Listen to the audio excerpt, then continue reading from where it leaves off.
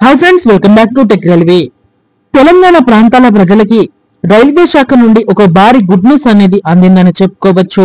తెలంగాణ రాష్ట్రం నుండి ప్రారంభమయ్యే Karimnagar Tirupati, Tirupati Karimnagar super fast express అనేది తెలంగాణ రాష్ట్రంలో అత్యంత కీలకమైన రైలుగా చెప్పుకోవచ్చు.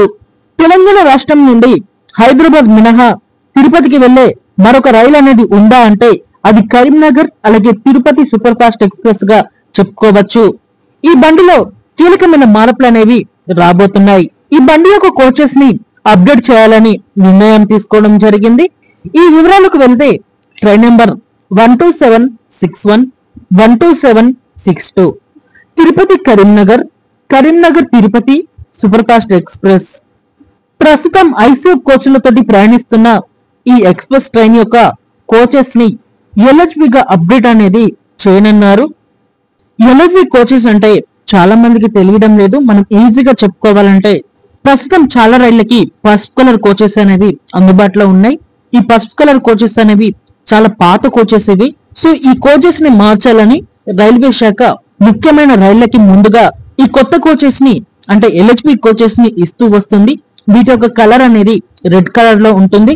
ఐసెఫ్ తోటి పోల్చుకుంటే వీటిలో చాలా అప్డేట్ వర్షన్ అనేది ఉంటుంది. వాష్రూమ్స్ కానీ సీట్లు కానీ ఐసెఫ్ కోచెస్ తోటి పోల్చుకుంటే దీని యొక్క లెంత్ కూడా ఎక్కువగా ఉంటుంది. సిట్టింగ్ కెపాసిటీ అనేది ఎక్కువగా ఉంటుంది. ఐసెఫ్ ఇక్కడ 110 కిలోమీటర్ల వేగంతో వెళ్తే ఈ ఎల్హెచ్బి కోచ్ అనేది 130 నుండి 160 వరకు కూడా వెళ్తుంది. ఈ కోచ్ అనేది చాలా వేగంగా అందుకుంటుంది వేగాన్ని. బై మిస్టేక్ లో ఏదైనా యాక్సిడెంట్ జరిగినా కూడా ఐసీఎఫ్ కోచెస్ అనేవి ఒకదాని మీదకి ఒకటి ఎక్కేస్తాయి. ఎల్హెచ్బి కోచెస్ అనేవి ఒకదాని మీదకి ఒకటి ఎక్కకుండా స్టడీగా అలాగే నిలబడతాయి.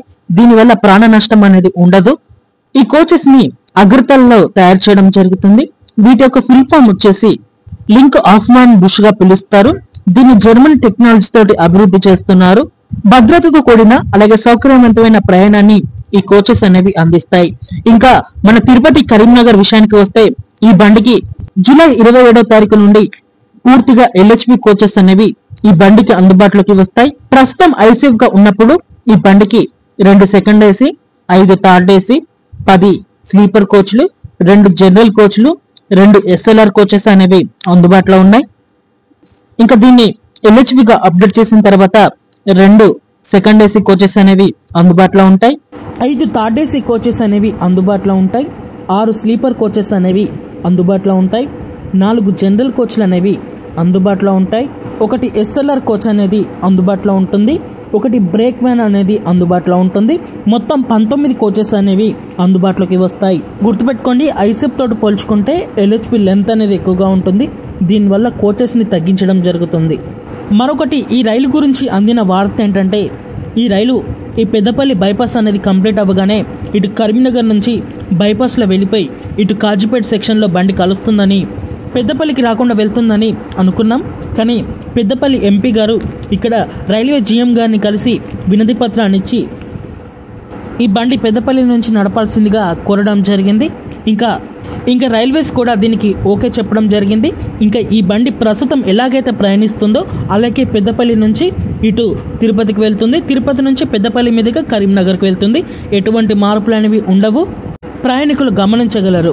ఓకే ఫ్రెండ్స్, మరిన్ని మోర్ రైల్వే అప్డేట్స్ కోసం మన ఛానల్ని ఫాలో అవ్వండి. Thank you for watching. Have a nice day.